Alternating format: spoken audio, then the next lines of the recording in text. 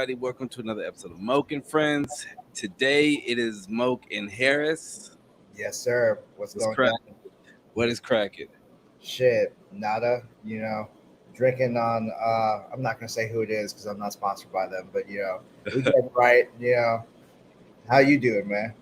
I'm actually pretty good. I am chilling. I told you I'm currently in a hot garage. Right. It is cooling down, but I'm good. I'm good. As long as my computer isn't hot, I'm fine. Hey, man. Real talk. If you sweating, then the camera gonna pick you up better. So you can't even be mad. That's true. That's fucking true. That's pretty true. All right. So I guess where would you like to start off? You want to start off with you, or you just want to kind of just start off random? Shit, man. You the host. Why you asking me? Shit. Nah, I'm just kidding. Talk for myself. Yeah. So, how y'all doing? My name is Harris. I was born in College Station, but moved to Austin when I was in like first grade. Actually lived in the Dallas area. After when I was like 3, I think my folks moved from because my pops went to A&M, so I was born in Bryan. And then we moved after he graduated to DF Dub. Then in first grade, I moved down to Austin. I grew up mostly in like Round Rock, Brushy Creek area, and then in high school, I moved to Dripping Springs. Then Wait, UT. You moved to Dripping Springs? Yeah, well, my folks did. How was that? Yeah, I'll be honest, man. I'm brown, so it wasn't really, it was like right after 9/11 too. And my folks I was gonna ask, what are you? What are you? Yeah, so my grandparents is from India, but my folks from Pakistan. My mom's side of the family, she's from Kashmir, and my pop's side, they're from Punjab. So, growing up, it was like two separate cultures, but they're both Muslim. So that's sort of what they had in common. Are you a Muslim? I mean, I grew up Muslim, but I would say, if anything, I would consider my practices more. I would say like Sufi, right? They kind of like the chill, smoke weed, drink, rhymes type. So growing up, I was just like, all right, well, shit. They're like primarily like Persian, and then they take a lot from like Hindu influences too when they were like in South Asia. So I kind of vibe with that shit. So if anything, I would say that. But I'm definitely not like practicing or anything. I'm not even on the bench when it comes to practicing. You feel me? I'm in the bleachers, So so real quick, how was it? You said you went to Dripping Springs after 9/11? Yeah, for sure. So 9/11 happened my first semester of high school. Right, I'm in McNeil. It's crazy, but like McNeil is like, I don't know. You were from Austin, right? Or I was born in Austin, but I was raised in Houston. Okay, yeah. So I mean, McNeil is kind of like like a suburban Houston type school. Yeah. Like pretty diverse. Like I would say still majority white, but like you had different ethnicities, different groups, different demographics. You move to Drip, it's like all white people with like a few Mexicans. So if you're black or if you're Asian, like first of all, if you're Mexican, you still standing out. But if you're black or Asian, like you gonna hear it. I'll just put it at that. So it was definitely a unique experience. You don't look like you're from Pakistan, though. I mean, you don't look like that. That's what you are. You say I do or I don't? You don't. Yeah, well, I mean, I've always because I was born light skinned, right, in that tan, right. So because of that, I feel like people can't tell if I'm Mexican. They can't tell if I'm like Italian or Mediterranean or whatever, right? Which I mean, to me is like a blessing and a curse. Like sometimes I'll be having the beard, sometimes I don't. Sometimes I got the glasses, sometimes I don't. Sometimes, well, actually, pretty much all the time I got the glasses, but I'll be changing it up. But yeah, so that was a unique experience. It kind of taught me a lot about how you can say small town Texas. So after that, I went to UT. Dropped out to try to do music. That's when I met like the whole LNS crew gang. All right, let's slow down. Let's slow down. Because I had Kid on here. I'm pretty sure you knew that, but I had Kid on here a couple weeks ago, and I asked Kid. I was like, "How did you and Harris meet?" Because I don't know if you remember, but I actually met you one time, and it was at South by Southwest and I was walking to the convention center, and you would keep walking from the convention center, and that's like I briefly met you there. Sounds about right. I asked him how did that might have been like either 2012 or like 20 something, but I asked him how y'all met. Yeah. And what I didn't know, because I thought you was just like manager. So this brings us into our first shit. He said he met you off of producing. Yeah, no, for sure. So that's a funny story, right? So here's how I got into music. So I moved to Dripping Springs, primarily right when I was in Round Rock, I was around a bunch of white kids. So like, this one white kid, I forget what class it was, right? Probably like study hall or some shit. He had just written down like his favorite bands on like the front of his binder, right? It's like some kid, that's what people do when they in middle school and high school, right? So, I don't know shit about music, right? Like all I know is just like video game music, you know, that's all. And like my folks, Bollywood, Pakistan music, right? That's all I'm exposed to. So I write down every single one of the band names that he had, right? And then looked them up. And they were all like fucking like new metal bands, but from there, that's basically, because the internet too, I started finding out about music, right? So, I know about rap because like, Eminem was big, right? So, he was all over the radio. Snoop, obviously. I remember my cousin in Dallas, he had the Tupac poster up, right? I was just like, who the fuck is this shirtless black dude with a nose cut? Like, he seemed like somebody, I just don't know who, right? It turns out that was Pac. And so, like, but then once I moved to Drip, I was just like, I started listening to shit because like the internet, like, Public Enemy and shit. And I was just like, this is shit Chuck D talking about when he's talking about racism and, fuck all these white people. Like, this is the type of shit that he's talking about. I was like, okay, I get it now. So, and then obviously once I moved to Austin, I was living primarily on the east side. So, around there, especially back then, right, it was like a lot of brown people, a lot of black people. Yeah. So it sort of put me in that like mentality.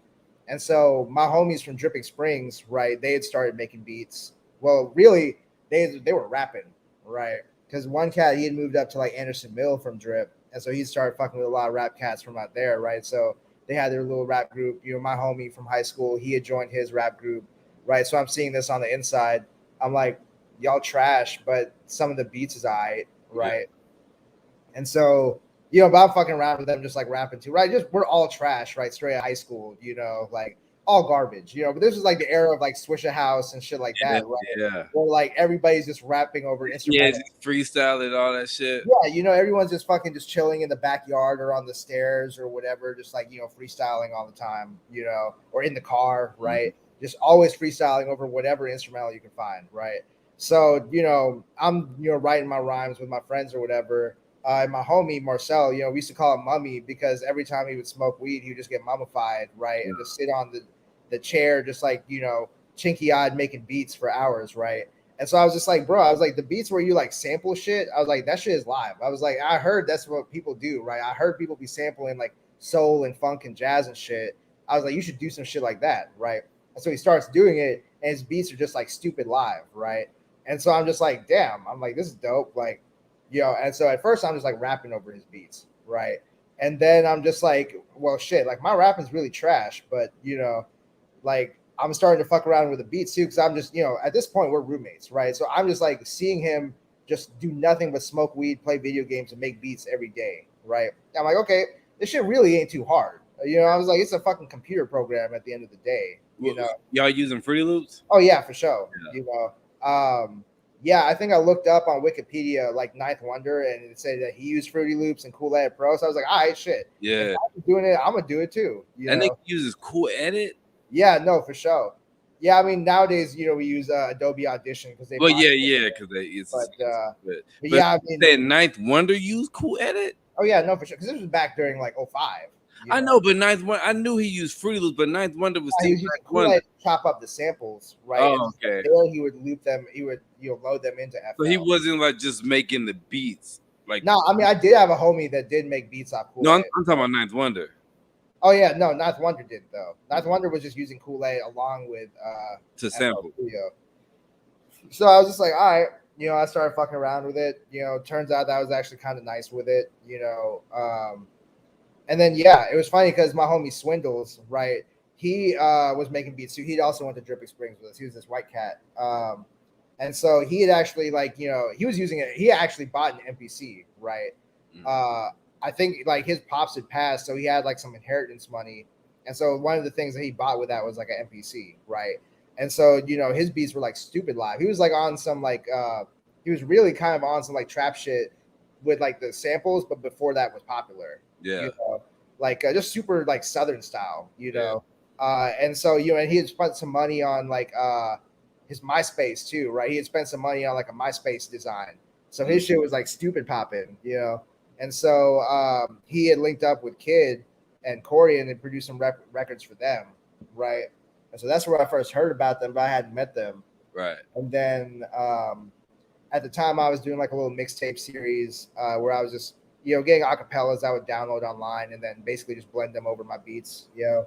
Okay. Because I had seen that producers that did that shit with the Black Album, right? Because this was around the era when the Black Album had come out. That was like when I was in high school, right? 03, 04. Yeah, and then like everyone had done like acapella, like he dropped the acapellas of Black Album, right? Yeah. Everybody was remixing them with their own beats, right? So I was just like, okay, well, shit. You know, I was like, I got internet connection, I can steal all this shit, you know. So I got all these acapellas, and then we're just blending them over my beats or whatever. And so, yeah, around the time I was living on the east side, where I still live today, actually. And so, yeah, I think just like living there and sort of seeing like the streets, right? I was just like, okay, well, shit. I was like, people on the streets are actually fucking with my shit. Like maybe there's a future, right? So I dropped out a UT. Turns out there wasn't a future, so dropping out was a dumb move. But what were you in school for? Oh shit! I mean, I was in school really just to keep my parents off my back. I mean, you know, I tried doing like the science shit. That shit wasn't really working out. I ended up graduating with a English major with a minor in history, which I mean, I'd wanted to be a writer, but it's just like you don't want to go to school to be a writer, you know? Because everyone's just like, "Oh, what are you gonna do? Teach?" I was like, "Bro, fuck that! I'm never teaching. Fuck out of here." Yeah. I mean, No, I mean, teaching is cool. It's just when people say that, right? You're just like, nah. I'm just the type of person. I'm a contrarian, you know. So like when people tell me, "Oh yeah, all you can do with an English degree is teach," I'm like, all right, well, fuck teaching, you know. Like, but no, I don't have a problem with it. But that's just how I felt at the time, you know. Yeah, but I started doing these remixes, and so I think when I met Kid and Corey, I just dropped my second mixtape, which was like all like, you know, Southern MCs or whatever over my beats, just, you know, like all the cats that you grow up listening to, right? So like, you know, Scarface, Kiki, you know, Jeezy, Gucci, Ludacris, you know, UGK, whatever. So yeah, so when I met them in person, right? Well, I first seen Kid and Corey at the Mohawk, right? And I was like, oh, okay, yeah, y'all were dope, yada yada, you know. But it's just like, you know, after a show, it's just like, you know, you're meeting like a billion people, right? So you're not gonna remember. Yeah. But then the next time I met Kid and Corey, you know, I actually chilled with them for a little bit, and so, you know, then after that, you know, we randomly saw each other on the streets on Riverside, and so, you know, they were going to try to find some weed. I was trying to find some weed. So we ended up kicking it. You know, I was playing them my beats. You know, they were playing some of their tracks. We had some other homies there that were playing their tracks. And then yeah, basically ever since then we've just been kicking it. Yeah. But Kid said that you like emailed him tracks. Yeah, well, so I was like, you know, because I was also trying to, you know, because I was always doing these mixtape series, right? So I was just like, okay, well, I want to try to work with as many Austin artists as possible. Right. And I felt like, you know, what mixtape DJs were good about doing was just like they were just good with like plugging into the scene, right? And just getting everybody on their shit. And then everybody knew who the DJ was because the DJ had everybody on their mixtape, you know? So it's just like, but nobody was doing that in Austin, right? And if somebody was doing that in Austin, it was always people who weren't from Austin, you know? It was just like people who were going to school here or some shit, you know? It was like Rapid Rick or Hella Yella or, you know, Knick Knack or, you know, whoever the hot DJs were at the time, you know. Now, granted, I mean, I wasn't really from Austin either, right? I was from like the burbs, but you know, I was just like, but you know, you like Austin pretty much. Yeah, for sure. But I mean, at the same time, though, I also wasn't born here, so I can't, you know, a lot of people swing their dick around, right? And they're like, oh, born and raised Austinite, you know, yada yada, right? Kid be calling himself a unicorn a lot, you know. So it's just like, but at the same time, the way I feel, right, is just like, well, hey, I mean, you know, most famous people that are from Austin aren't even really from Austin. You know, they're always from somewhere else, and then they just came here, right? Willie Nelson's not from here. Janis Joplin's not from here. Vince Young's not from here. I mean, I could go on and on, you know. Yeah. So, I mean, there are two sides to every coin. But yeah, I mean, I forget, what are we talking about now? No, I was saying if you email Kid any songs, because he was So at the time, right? Okay, so you know that one picture of Exhibit laughing that's like a meme? Yeah. So okay, so that was my Facebook picture way back in like 2010. Okay. Right? So nobody really, so everyone's just like, who the fuck is this Exhibit dude? You know, they're thinking I'm like a troll or like some fake account or some shit, right? Okay. So, you know, looking back, right, that was a dumb move on my part, but I was also just like a dumbass 20-year-old, you know. Right. So, you know, I'm hitting everybody up, you know, and then but then once I meet Kid, right, and Corey, then they put it together, they put two and two together, like, oh, okay, this is Swindle's homie or whatever. That's the Exhibit dude from Facebook, you know. Because I was sending beats to like everybody, you know, because I was just trying to work, you know, and you know, in the hood, it's like, you know, you run across guys that, you know, can rap or like, you know, are trying to do it, right?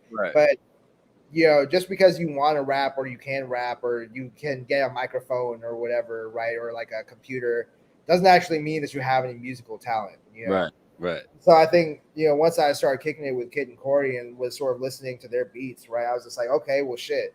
Like every rapper that I've been around that tried to produce, like their beats were trash, right? Like I would literally just be offended listening to the shit. Like, bro, come on, like, yeah, you know, you want to kill the vibe, so you can't just like shit on them, right? But you're just like, bro, this is not it, fam. Like, you know. And so with them, I was just like, okay, well, shit. I was like, they shit kind of jazzy. I was like, they shit kind of trappy too. I was like, you know, I was like, I fuck with the vibes, you know.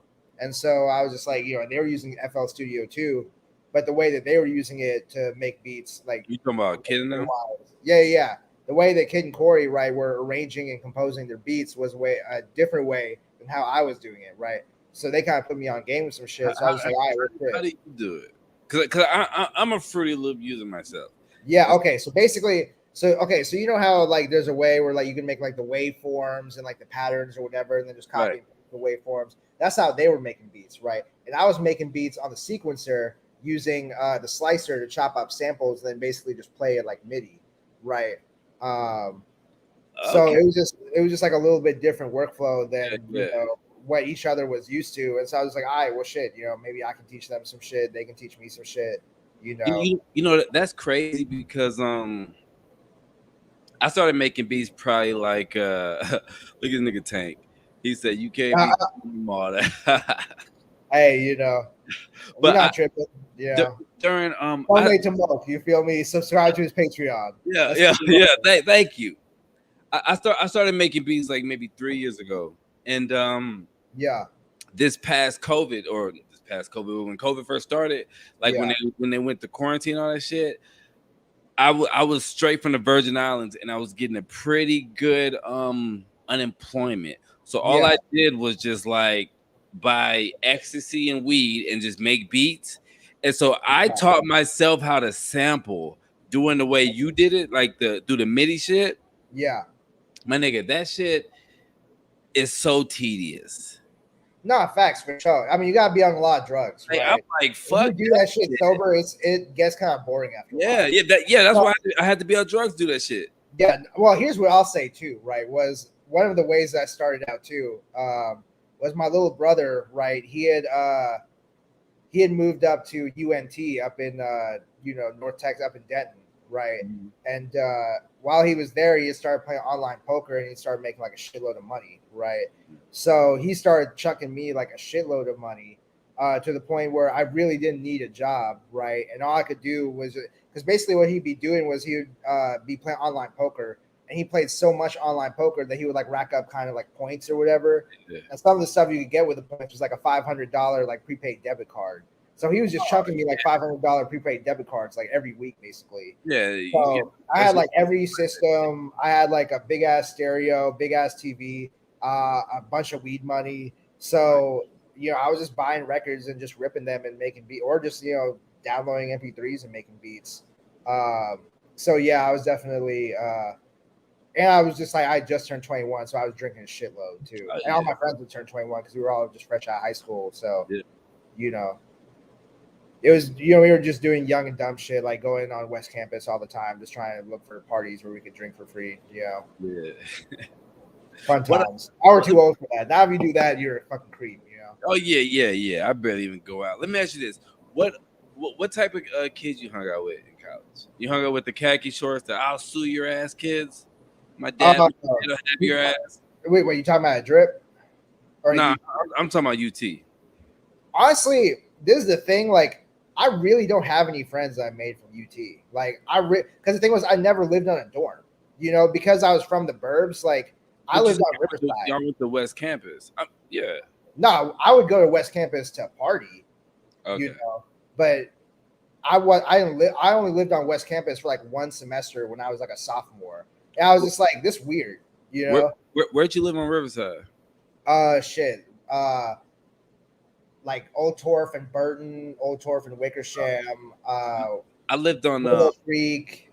On Riverside and Crossing it's called Hillside Apartments. Yeah, like Longhorn Landing and all that shit. Yeah, I lived right there. They got Nah, for sure. Riverside was definitely a vibe. Riverside was the shit. I loved Riverside. No, for sure. I mean, when I first moved to Austin, I was just like, how is it like this is cheap, but like I didn't understand why it was cheap because like it's right next to the river and it's right next to downtown. I was like, it's the hood, but it really doesn't have to be the hood. And now it's not the hood, right? Now it's getting gentrified. They have to put the domain there. They have to put a train there that runs from the airport to downtown.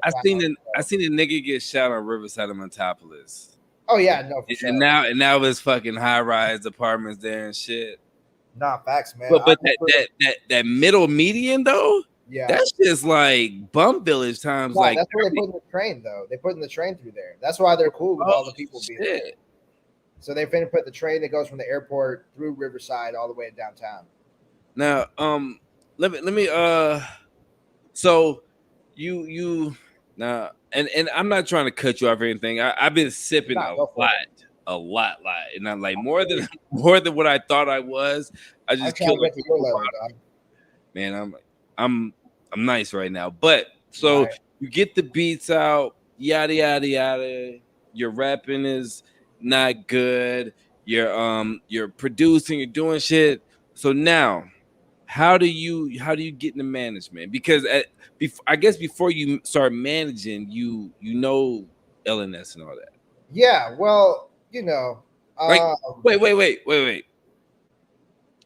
Let me ask you first. Are you a manager?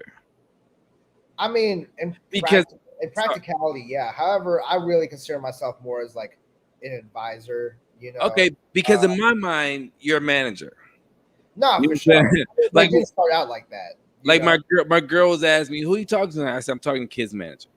Yeah, no, for sure. I mean, I definitely handle a lot of business stuff for kids, for sure. I mean, that's what happens when you're the only one in the crew with a college degree. You gotta look at the contracts. You gotta see what the fuck is up. Yeah. But yeah, I mean, at the time, kid already had management, but he wasn't really vibing with like their personalities. They're from Houston, and they would always kind of just like big city us every time they came through. Yeah. So it just wasn't really the vibe, and so yeah, I think just seeing kid and just he felt like there was a lot. They would put like a lot of emotional sort of pressure on him that he wasn't really a fan of, and I was just like, bro, I was like, you can change managers, And so I was just like, all right, fuck it, I'm not gonna be with them anymore, And then so I was just like, and he was looking for managers, and he had asked me, and I was just like, I was trying to be humble, and I was just like, nah. Yeah. Y'all were friends first. Yeah, no, for sure. Let me I'm gonna veer off for a little bit. I'm not even gonna veer off, but I'm gonna say this.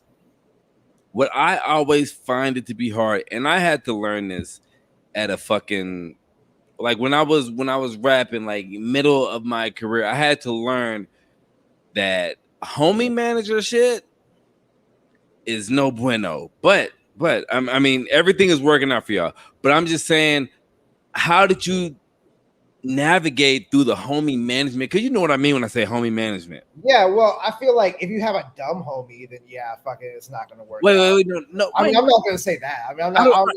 I don't want to say that. Dumb, I'll say maybe homie management didn't work for me because like none of my niggas had degrees. You know what I'm saying? Not for sure. But what I'm saying is because homie management, like you expect a lot of shit, and when you're really serious about it, you know what I'm saying, and they're still in homie mode. You know what I mean? Yeah, well, I mean, I feel like the problem is too, right? Is that like it's like what are your expectations? Are those expectations realistic, considering where everybody is at? You know, I feel like with Kid, you know, he had built up his name and his persona, and at the time, I was like a nobody, right?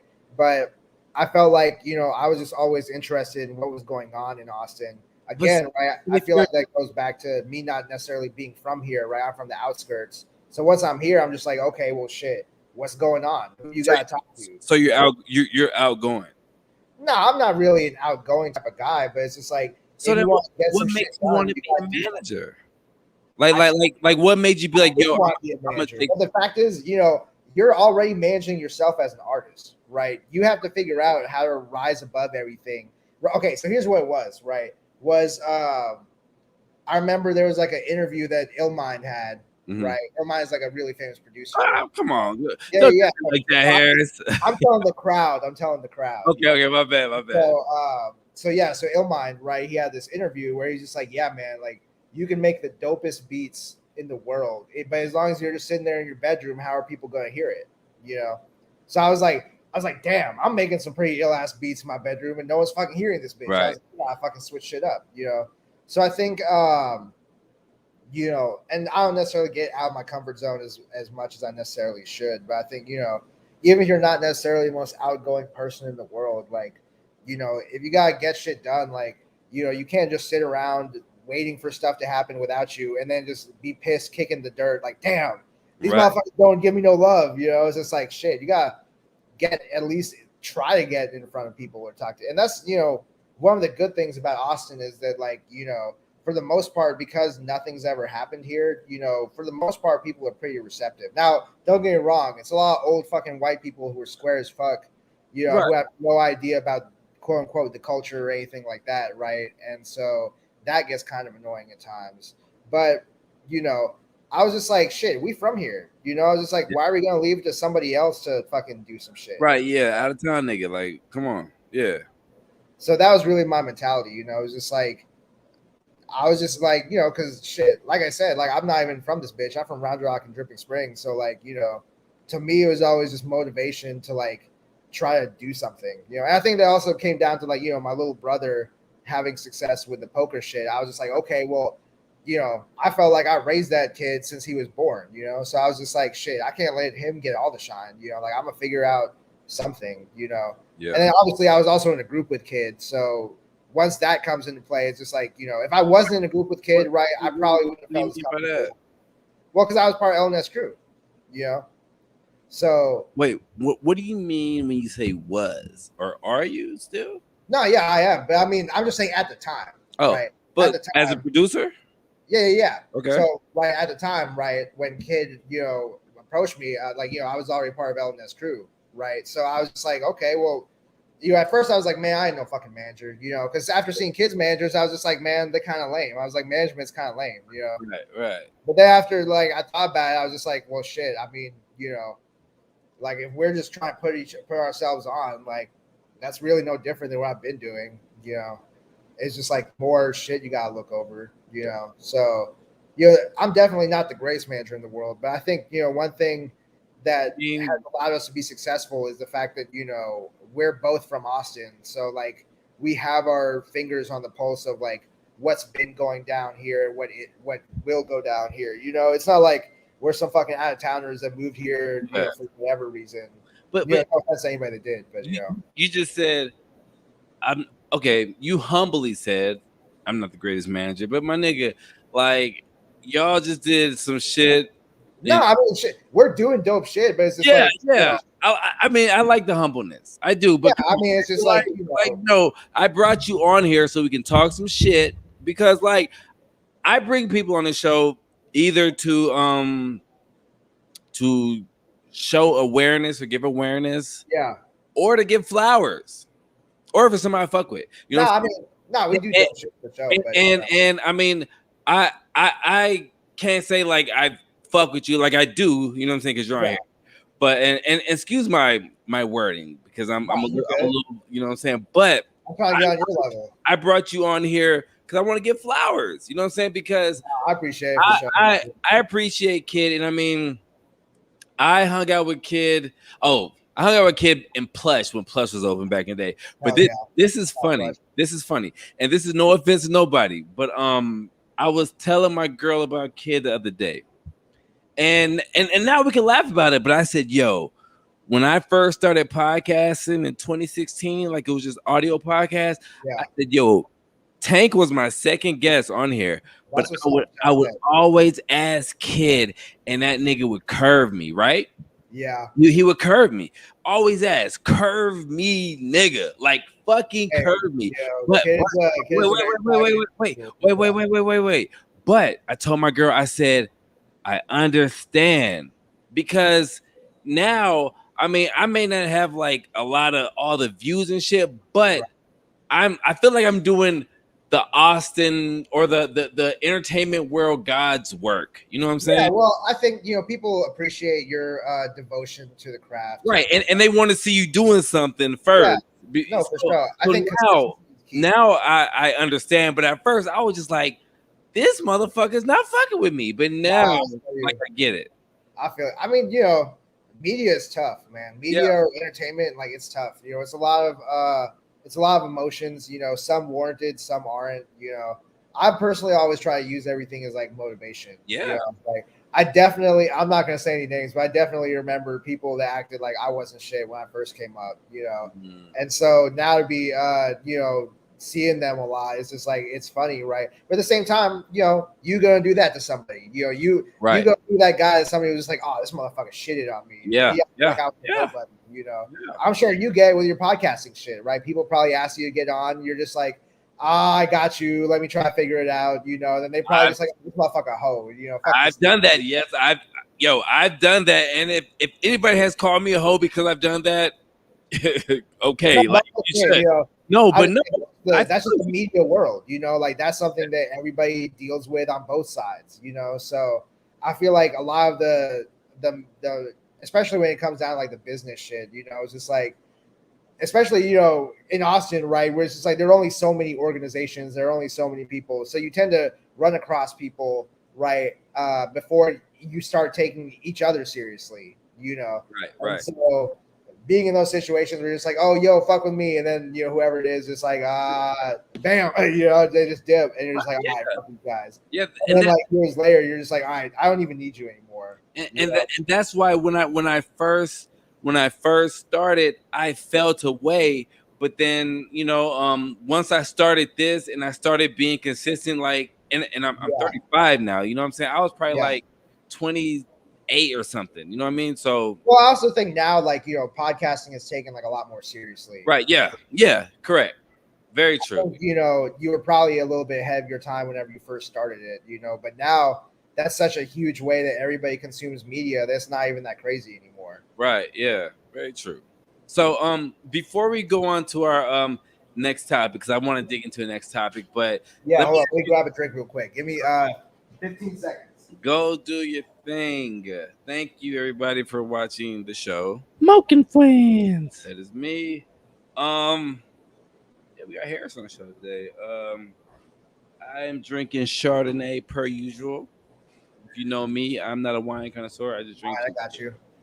What you drinking? Chardonnay? Yeah, I'm some. It's a $5 bottle.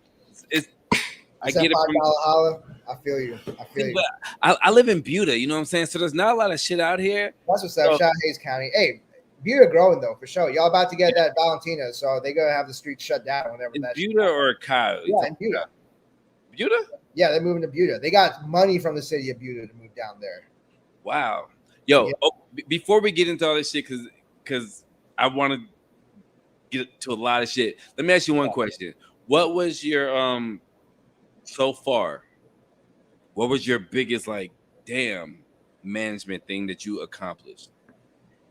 That I accomplished. I mean, a lot of it, is due to kid's success as an artist. Well, yeah, but come on, but let's. I get you. I know I brought up Kid. Let's talk about the Diamond thing. Huh? Probably the Del Diamond thing. That's probably because me again, I'm from Round Rock, so that was just like a bucket list thing. Like, because I told Kid so I missed Kid's performance when he opened for Ja Rule and Ashanti, or no, who was it? I think it was Ja Rule and Ashanti. How did you miss that? Well, because I was moving at the time. So, basically it was like it was like a show where he got to call the day of, right? And that was up at Cedar Park, right? At the HEB Center. So I'm busy moving at the time. So by the time I get to the arena, he's already gone on, right? So I was just like, fuck. I was like, but I'm not missing Del Diamond. I was like, HEB Center, but I'm not missing Del Diamond. So to be able to set up Del Diamond for him and you set it up. Yeah, no, for sure. Well, wait. Let's give you that. H plus, getting people paid out here, but yeah, that was dope. That was definitely a bucket list joint for sure. How did you set that up, or how did that come about? Yeah, so basically, so here's what happened, right? I moved to the Bay in like 2015, right? And when I was out there, I saw how much people fucked with like the local sports teams out there, right? Because it's like San Francisco, Oakland, right? It's like one of the biggest cultural centers in the United States, if not the world, and definitely. A fun fact. I used to live in Midland, Texas. That's in West Texas. And do you know that their minor league baseball team is from the Oakland A's organization? Yeah, that's what's up. Yeah. I mean, shit. They be having them minor. I think San Antonio Missions, their minor league team was like the Minnesota Brewers or some shit, or whatever the fuck. Like some random shit. Milwaukee Brewers. Yeah, Milwaukee Brewers. That's what it was. Yeah. Some states. Right there. Yeah. I'm not from the Midwest, but what was I saying?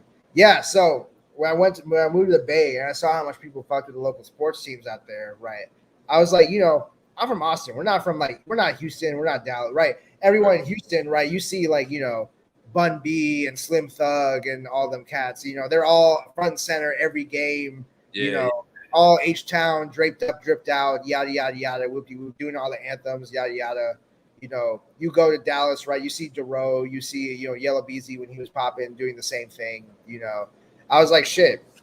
And, San Antonio has the Spurs, but other than, like, Kyle Lee, right, or maybe, like, Question, right, no one was really tapped into the Spurs like that. But I was like, shit, in Austin, our situation is different, right, because the Longhorns dominate here, but they're a college team, so it's a lot different, right? People leave, right, because they want to go pro or they transfer. Everybody's kids, nobody's getting paid. If they're getting paid, it's under the table, so they can't really stunt the way that you could if it was like a professional job. So I felt like people didn't really tap into like the local sports scene here the same way that people did in like the big cities. So when I came back here, because I was only there for like a year, and then when I moved back for like job shit. And then I was just, I started buying a lot more Express merch, right? Started going to the games, started paying attention to what they were doing.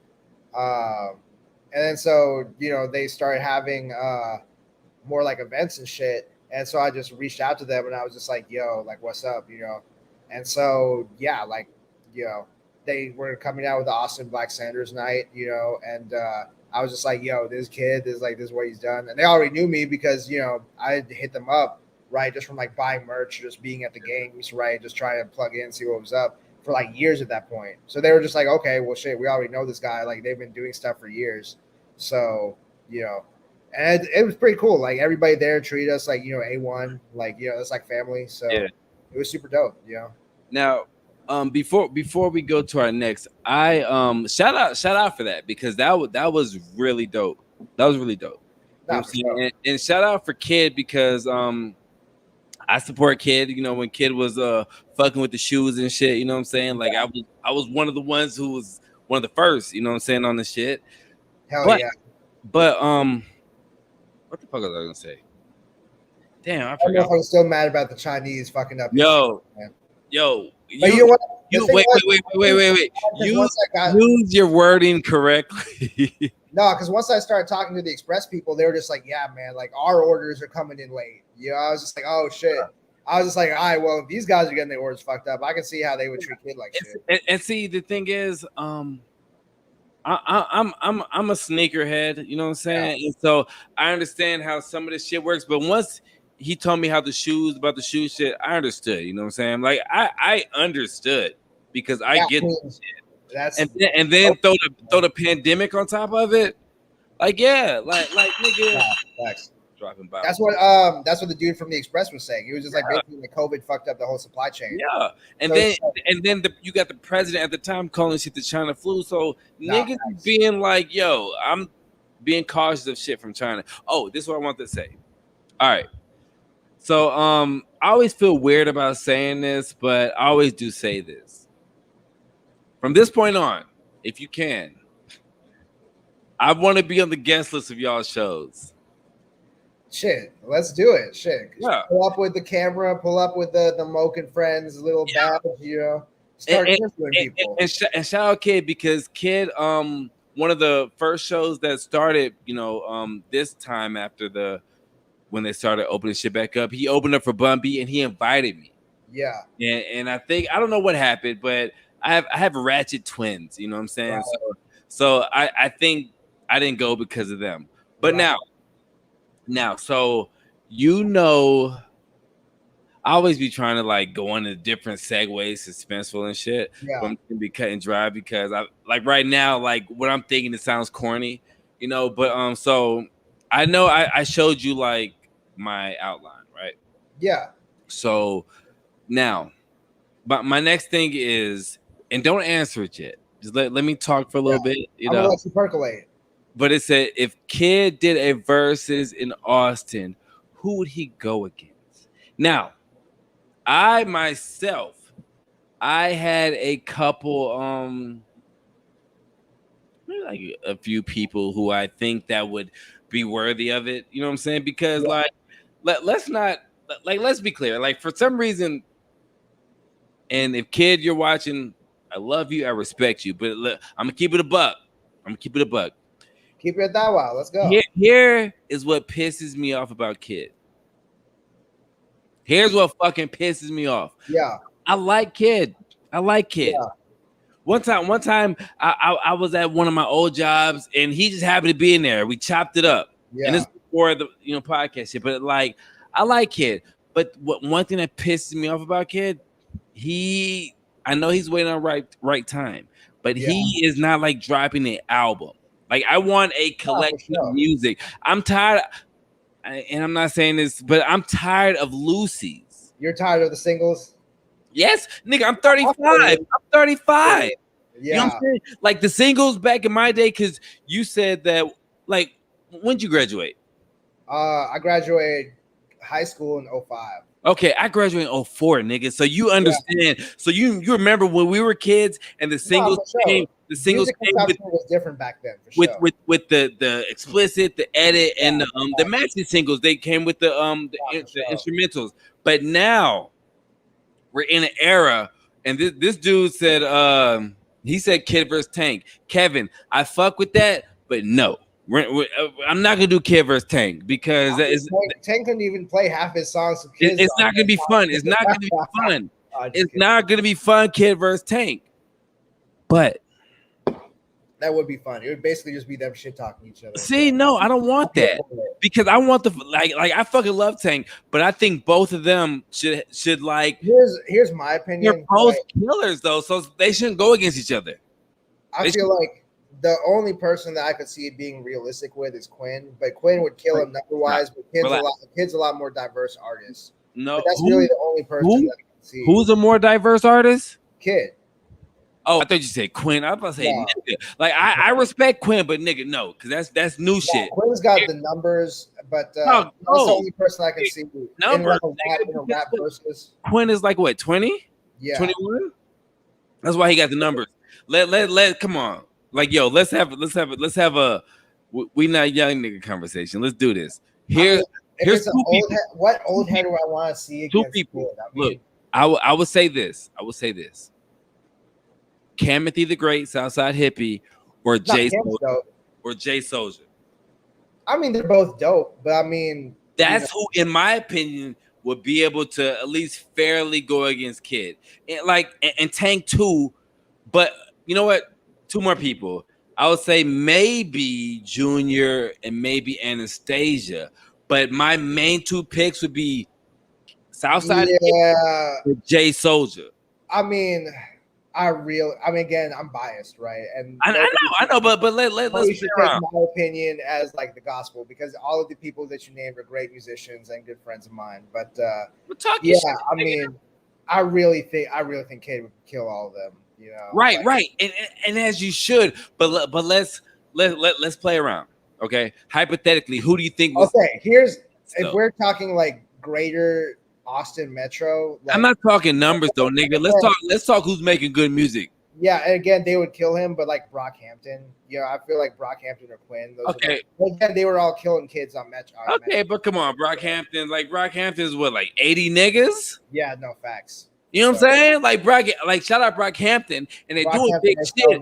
But that is like a Wu-Tang. I'm talking about a one-on-one. You know what I'm saying? Like I mean, Cam is a similar artist to Kid. I feel like very vibey, very dope. I don't know if I should say this, but I'm gonna say it because I've been sipping.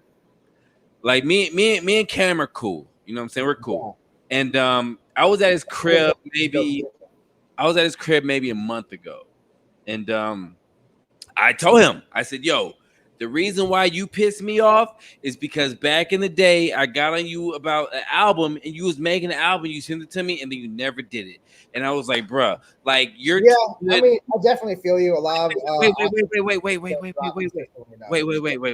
me finish. I was like, "You're too good," because he's also notorious of dropping Lucy's. He's notorious for that shit, and so I just talk shit to him. So yesterday, Cam hit me up. He was like, "Yo," and Cam, I love you, my nigga. I'm sorry. I probably shouldn't say this, but I'm gonna say this. He was like, "You inspired me, and I've been working on an album." And he sent me an album. Let's give Moke his flowers. Yo, this dude got Cam to think about dropping an album. He sent me the fucking album yesterday, but see, it's like it's on his Kanye shit because it's not finished. Yeah. Right. But I was like, "Yo." Hopefully Cam seemed like a normal person, so he's probably not in the Kanye outfit. But no. He has the shit name like reference track, this and that. So he said, "Yo, I'm gonna finish this, but this is what's going on." And so I've been listening to that for the past like 2 days. Cam, I haven't let nobody hear it, but I'm sorry if you didn't want nobody to know. But I know Kid's caliber of music, right? For sure. I know Kid's caliber of music. I know like his EPs, his Lucy's, all this shit. Like I think for me, like Kid, I would love to have just a playlist of Kid shit. But for me, I'm like, yo, every time I hear Kid, I'm like, yo, this nigga should sell this to this guy. Because Kid is a great writer. He's a good writer for sure. But the thing, one of the greatest songwriters to ever come out of Austin, if not Texas. Yes. So. The thing for me is he's so much of a great writer that sometimes when I hear it, like I can't never catch on to a Kid's style. You know what I'm saying? So that's why it pisses me off, because I don't want to hear Lucy's because it's hard for me to catch on. No, I'm trying to get Kid to drop like a 6-track EP or something. Yo, Harris, I'm 35. I'm 35. I want. But what's the difference between a 6-track EP and a 10-track LP? That's only 4 tracks. But let's be honest. Other than like Illmatic or like Riding Dirt, or, Dirty Money or whatever, like what are an album with like fucking that you can't skip every track? Like come on. Yo. And even Illmatic and Dirty Money got tracks you can skip. So like like. Oh yeah. And you know what? And you know what? I'm just gonna like. I don't know the right word, but I'm gonna be a hoe ass nigga. I would rather a 10-track LP than a 6-track. No, for sure. I think you're right with Kid. I think he's very PR conscious. He's very he wants things to drop sort of like with a big sort of splash. I think now recently he sort of switched his strategy up, and he's like, all right, fuck it, I'm just gonna drop music consistently and try to see where that takes me. Which I mean, I can't really fault him for that. Everyone's trying to figure out a strategy that works for them. Now, I do agree with you that I think everybody's also curious to hear a larger body of work from him. Yes. Yes. It's been like 3 years since he last dropped an album, so I do get his ear around that too. But I think it's two sides to every viewpoint for sure. So of course, yeah, there is, but I'm coming from. I try to give him that leeway to.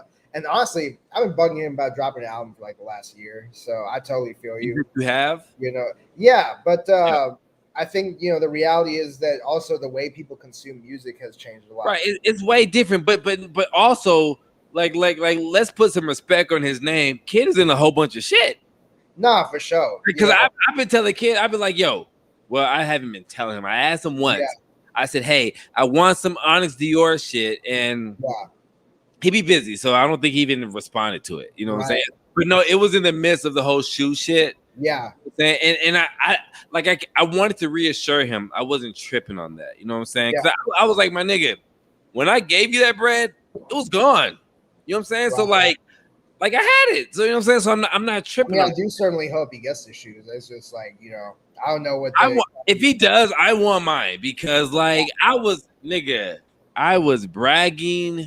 Nah, I've seen he still has the sample shoes in his crib. He put on my show when I had him on. He showed, but yeah, I fuck with that. But I wanted that because not to anybody else, but to me, that's big because facts. Who putting out a fucking shoe? Nah, facts from Austin. You know what I'm saying? So that even the big people have put out like a cowboy boot collab or something. Right. They'll do like a Nike collab, whatever. But this was his own shit. You know what I'm saying? And I was like, my nigga, I even told him I wasn't gonna wear it. He's like, yeah, you gotta wear it one time. I was like, nah, because this is big. I'm a part of something that's big. I think it definitely was a very big learning process for Kid because he had to go back and forth, with the designers and the factories or whatever. But I respect him for always keeping me in the loop. Nah, fact. No, I mean, Kid's a good guy. That's why I work with him because he's an honest guy. But I do feel you though. Sometimes we be acting like a hoe. We do need to stop fucking around and drop it out. No, yes. So back to our shit. So I think I'm not saying who will win, but like I said, but the J Soldier I'm talking about is this J Soldier. I don't know if you know the album. It's like a pink cover. He has it's like cartoon. He has hoodie and dreads or whatever. And I found out about that album because my mentor, one of my mentors on making beats, lives in Andrews, Texas, which is about 6-7 hours from here. Right. And he produced like a song or two on the album. That's what's up. I forgot the nigga name. What's the nigga name? Jay Soldier? Yeah, man, my bad. Jay Soldier. So that's how I found out about the album. But I haven't heard nothing recent. Nah, Jay Soulja's been working on some dope shit for sure. But if we're talking recent, I will put the Chamothy up against what Kid has, and I don't want to talk about Chamothy that much because I don't know how he's gonna feel about me even disclosing that shit. You know what I'm saying? Right. But hey, all press is good press, bro. You good.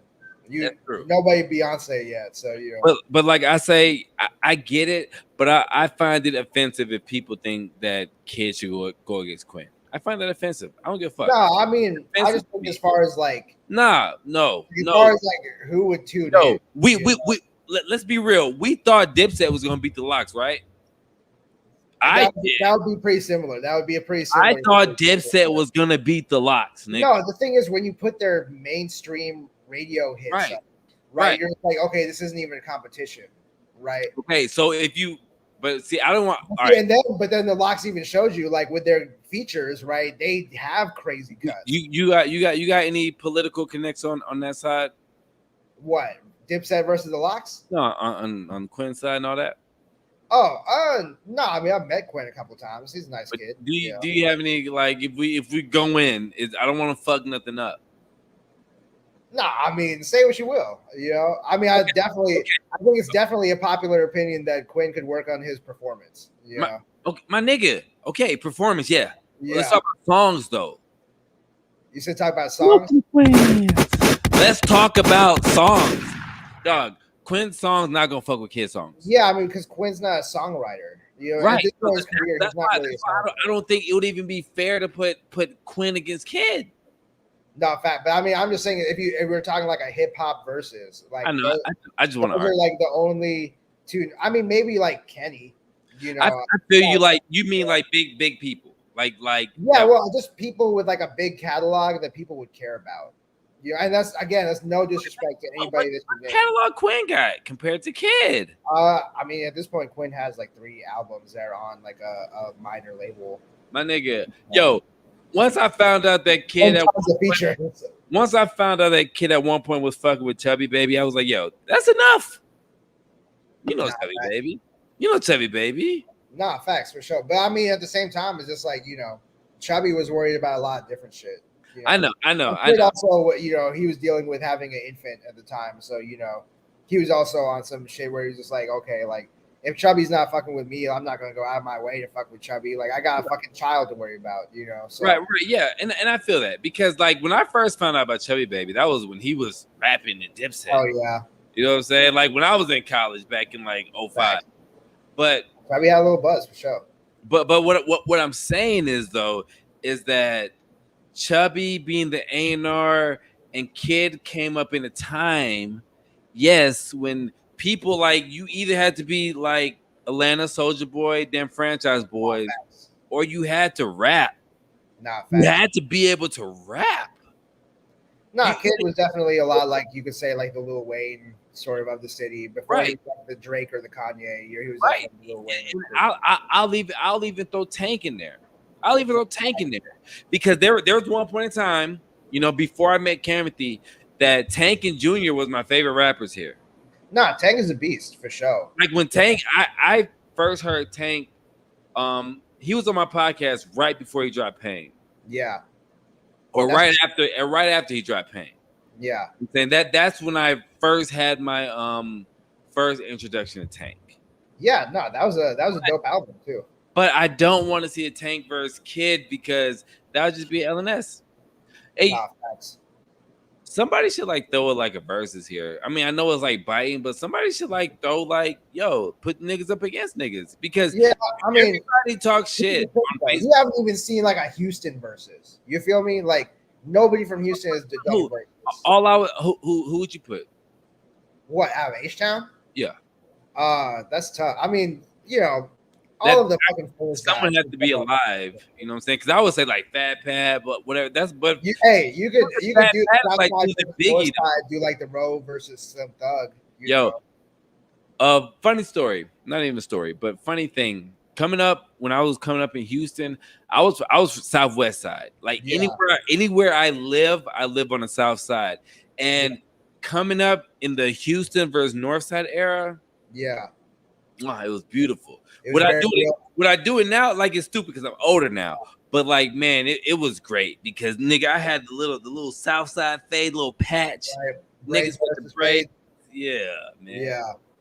But I would say it would have like little. I mean, you would want to see like a Lil Flip, but then you know about the Chameleon and Mike Jones beef. I don't know. And then you got Travis, but I mean, do you even classify that as Houston? Because I would rather see Houston. Travis would crush everybody nowadays. I know, but nigga, have you heard Big Pokey's new album? Nah, Pokey is going hard, man. Pokey is one of the most lyricists. Listen to his new album, nigga. Nah, for sure. Okay, shout out to everybody who put that bitch together because that would definitely slap. So, you would pretty much say Kid would murder everybody in the verses. I can't be mad at that. We're at a personal polite opinion. Oh yeah, do you think that's your man's? You know what I'm saying? That's cool. Like I didn't say I would say Camothy would kill Kid in the verses, but in my opinion, I think right now Camothy can be neck and neck with Kid. I'm not saying who would win. No, I mean Camothy's a dope producer for sure, so I'm not taking nothing against him. Yeah, but we're at an hour mark, so I'm gonna go very quick to these next two topics. For sure. Lightning round. Let's go. The first time we interacted, besides the time I met you at South by, was on video games. What was it? It was Final Fantasy? I don't know. Chrono Trigger Cross. Chrono Trigger sounds about right. I'm definitely a big Chrono Trigger fan for sure. That was my favorite Super NES game. Okay, what's you're an RPGer? Nah, not even. But my little brothers were. But at the time, this is like during the Blockbuster era. So we read Chrono Trigger from Blockbuster, and we were all just like, this game goes super hard, And so we ended up copping that bitch. And that was actually the first CD that I ever bought online. Chrono Trigger Ost.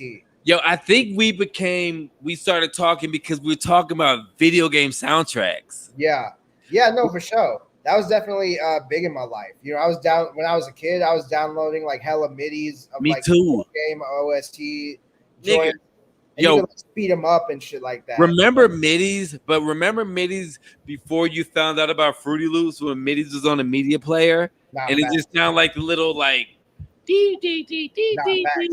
And now you got midis on Omnisphere and shit. Hell yeah. Hey, bro. Man, we could have done the same shit back then, but no one put us on game. Yeah. Right.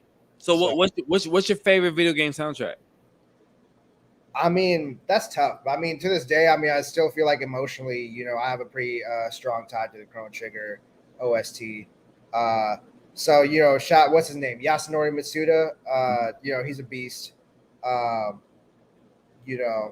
There's tons of dope composers and arrangers out there. So it's hard for me to throw somebody out there just off the top of my head. But since we were mentioning it, that's definitely like a seminal one for me for sure. Yeah. For me, I started getting into video game music on Mega Man. And fun fact. Yeah. Mega Man X, shout out Mega Man X. Yes. Fun fact though. Super Double Dragon for Super Nintendo. Me and my brother always play that. If you listen to the music on there and listen to Skeletons by Stevie Wonder, same shit. Somebody bit somebody. No, for sure. Them Japanese were biting hella people, So. But no, I feel like in some points we were biting the Japanese. No, for sure. The Japanese got mad style, so we've been biting them too, as Americans. But I actually, I've kicked around the idea of doing like a whole project based around sampling video games. I just haven't gotten around to it. But really, there's like a whole list in my email of shit of YouTube that I wanted to sample. It's just like a side project that I haven't gotten around to. Wait, that sounds dope. Nah, for sure. I just wanted to be able to do it right, and have like a little EP or like a little LP where just like every beat was super hard, just all off like video game YouTube samples. But it's still percolating. Look, for me, I never really got into the Chrono Trigger soundtrack. I got into the Chrono Cross soundtrack. Yeah, Chrono Cross was dope for sure. Chrono Cross soundtrack came with the game, or facts. Damn, did we lose Moke? Did Moke lose me?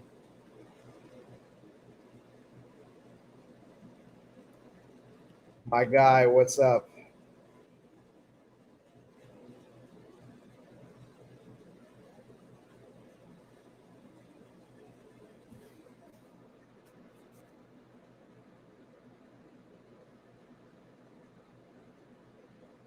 Yeah, this dude's out of there. All right, y'all. Well, I'm gonna wrap it up. Thank y'all for tuning in. This is the Moke and Friends show. I'm Friends H plus Harris filled in for Moke on ending duties. Tune in next time. Subscribe to the Patreon, send donations. Let's keep it moving. Peace.